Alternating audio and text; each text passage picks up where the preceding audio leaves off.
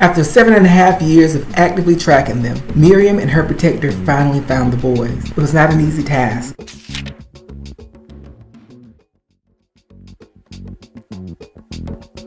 Miriam used the initial video footage from the parking garage and meticulously identified each of the twin steps. She looked for any error or clue others had failed to find.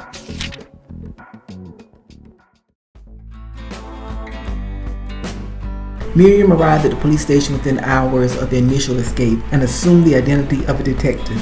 Where the police and their technology failed to fully gather details of the car, the tag, and driver, Miriam had one advantage. She could go back in time for brief periods of time.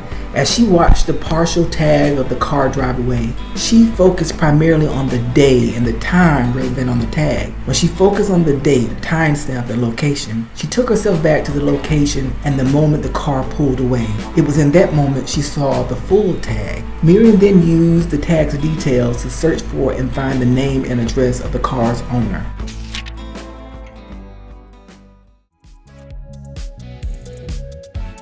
Her second task was not an easy one. Having found the husband and wife, Lee and Wendy, the owners of the car, Miriam continued her charade and disguise as a law enforcement person and proceeded to ask them questions about the incident. She brought her protector with her to sense truth.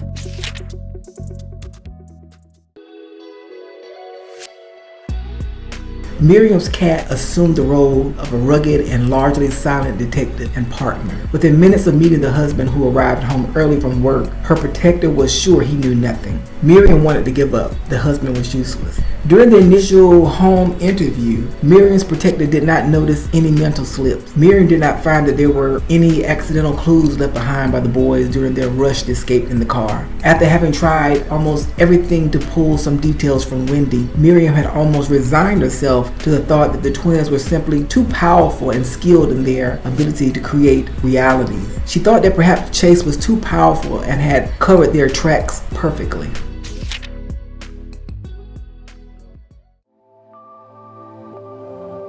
They visited the home many times and ran into one brick wall after another. Not only did her husband not know anything, but the wife was also an empty vessel. They attempted to meet her at work with the hope that a different environment would produce a different outcome. Miriam and her protector met her away on business trips and also showed up for normal home and family events. They were seeking those vulnerable moments, sometimes by happenstance, when the mind was ready to freely move and conscious thoughts materialize. Then one day, during one of their numerous follow-up home visits, Miriam and her protector had a breakthrough.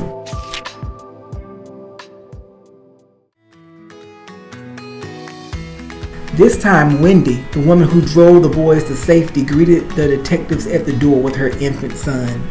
Miriam's protector and law enforcement partner felt something immediately. Baby Dylan was the key.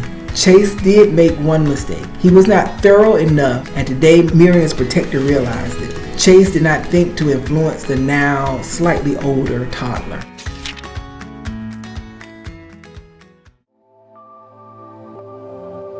When not exposed to adverse environmental or physical factors, the minds of infants develop rapidly. Children, they are an expanding information-consuming sponge. Baby Dylan was no different. Because the twins did not think to obstruct the little ankle biter's memories, he turned out to provide the greatest potential window and vision into the events of that day from so many years earlier.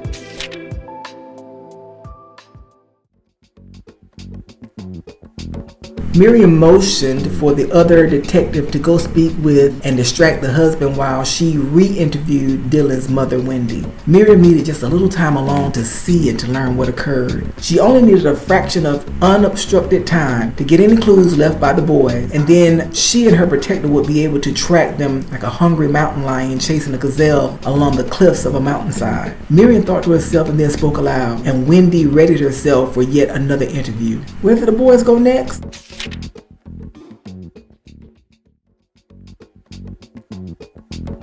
Miriam needed to get rid of Wendy and get into a one-on-one situation with the toddler, so she caused him to soil himself. She then made it so no diapers were in the baby bag. She communicated via telepathy to her protector and fellow detective that he needed to take Lee, the husband, just outside of his normal hearing range, as Miriam fully anticipated Wendy would loudly ask Lee to help her find diapers and change the little boy. Miriam then moved all of the toddler supplies from their normal area. Seems my baby had an accident. Do you mind waiting here while I go change him? I'm great with kids and your hands are full. I can hold him while you place your things down and grab him a diaper. No, I couldn't ask you to do that. Honey, can you bring me a diaper and wipes? Honey, I think my partner may be speaking with him outside. Perhaps we came at a bad time. I assure you, it wouldn't be a worry for me to hold him while you go grab your things. Wendy felt a bit anxious. She had recently returned home with the toddler and had several shopping bags, some of which contained food items that need to be put away. She was also frustrated that Lee was not readily available to help her. Wendy gave in and took Miriam, the detective, up on the offer. Are you sure? I can use the help and my husband is busy with your partner. It's not a problem at all. I'll just take him to the couch and wait for you there. Perfect.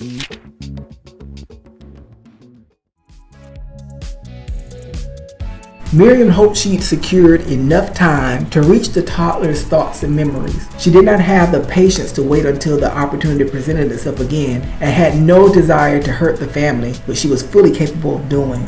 Tell me, little boy, show me what your mother cannot reveal. Dylan showed Miriam the two boys holding hands and standing near the car as he was buckled in his car seat.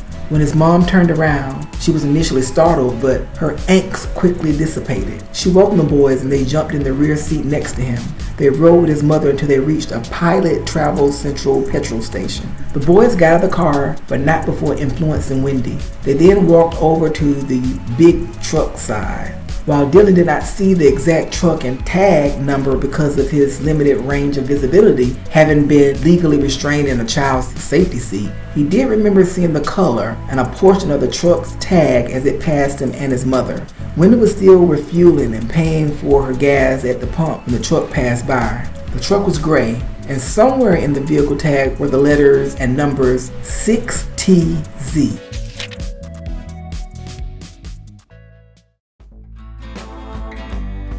Wendy returned frazzled and still fuming about Lee's preoccupation with other people and things. The two of them had recent conversations and even arguments on being more aware and attentive. In spite of his absence and not being completely his fault, the event stirred those emotions. Miriam instructed the cat, the other detective, to bring the husband to the living room near the front entrance. Once they were all near, Miriam spoke to them. You two have a beautiful home, a child, and family.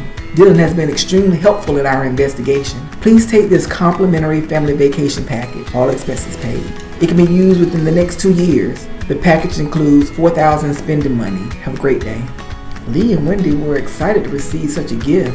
Shortly after the detective and her partner left, they both looked at each other. How was the baby so helpful? They both found the detective's statement odd, but the possibility of a family vacation outweighed the detective's unusual and surprising word choice. Wendy called the number on the package and confirmed that it was indeed a valid free offer. Lee and Wendy disregarded the odd nature of the statement and without a doubt agreed they would be vacationing soon.